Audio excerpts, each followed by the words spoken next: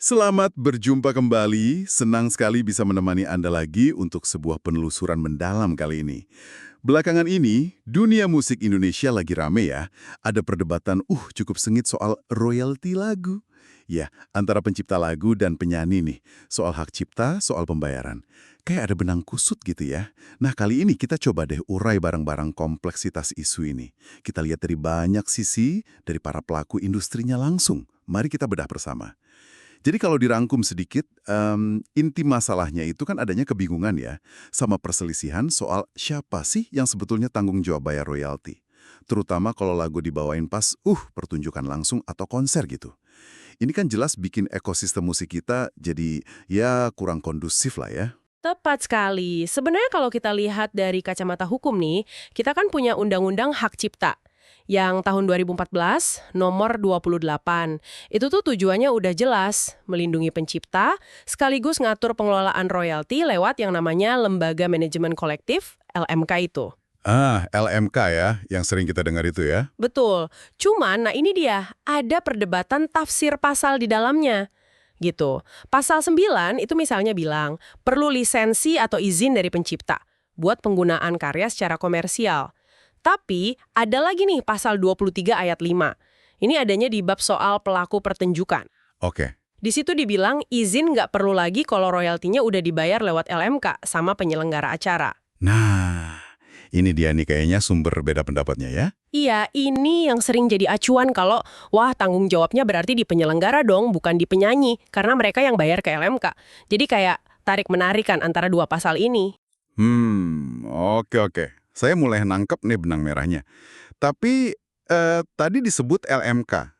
Kok kayaknya sistem LMK-nya sendiri juga bermasalah ya? Sering dengar gitu soalnya. Betul, betul.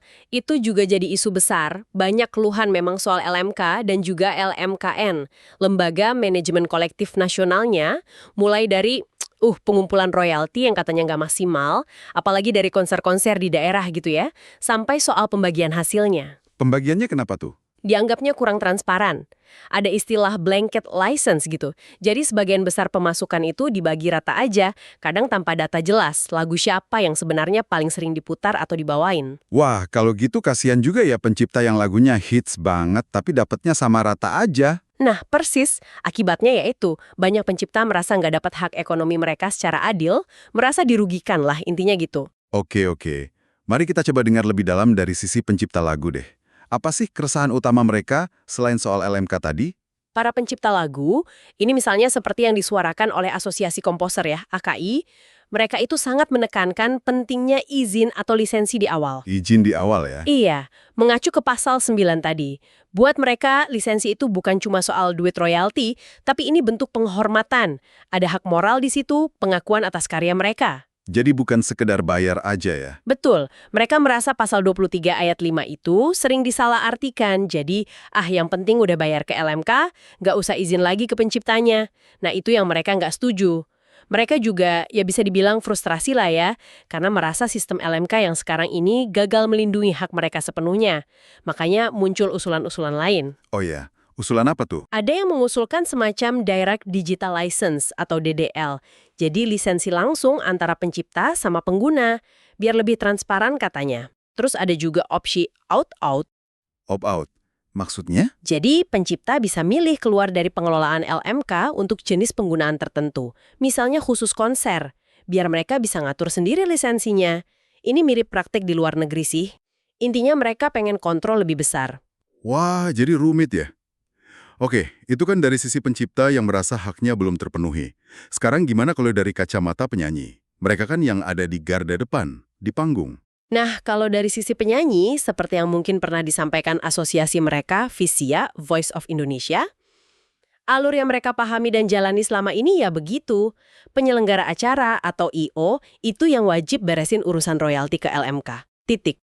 Oh, jadi mereka taunya udah diberesin I.O. ya? Iya, bahkan banyak penyanyi profesional itu udah masukin klausul khusus loh di kontrak mereka.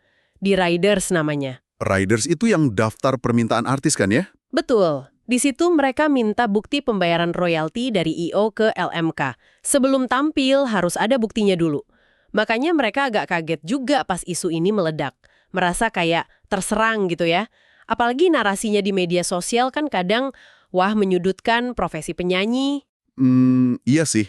Sempat dengar juga ada istilah mencuri atau tidak beradab gitu ya. Nah, itu dia.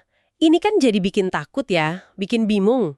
Apalagi buat penyanyi yang mungkin udah bawain lagu ciptaan orang lain bertahun-tahun, tiba-tiba sekarang kayak dituntut izin lagi, bahkan untuk yang sudah-sudah, istilahnya rewind, gitu. Waduh, jadi kayak ada kesalahpahaman besar ya di sini. Dan juga sistem yang, ya itu tadi, perlu diperbaiki banget kayaknya. Mungkin ini soal nyari titik tengah kali ya. Menghargai hak pencipta, tapi juga nggak memberatkan penyanyi secara nggak adil. Benar sekali. Intinya memang ada di sistem LMK atau LMKN itu. Perlu dibenahi total. Transparansinya, akurasi datanya, gimana pembagiannya, sampai penegakan hukumnya juga. Selain itu, ya perlu ada kepastian hukum yang jelas soal tafsir undang-undang tadi. Hubungan pasal 9 sama pasal 23 ayat 5 itu gimana sih sebenarnya? Apa izin terpisah itu mutlak perlu, atau bayar lewat LMK oleh EO itu udah cukup buat hak pertunjukan? Ini perlu clear.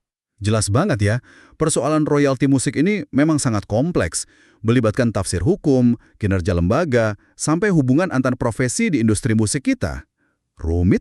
Kuncinya sih satu ya, kepastian hukum. Ditambah sistem yang adil dan transparan. Cuma dengan itu iklim kreatif kita bisa tumbuh sehat. Semua pihak merasa dihargai kontribusinya. Gitu. Nah ini mungkin jadi pertanyaan untuk Anda renungkan juga ya.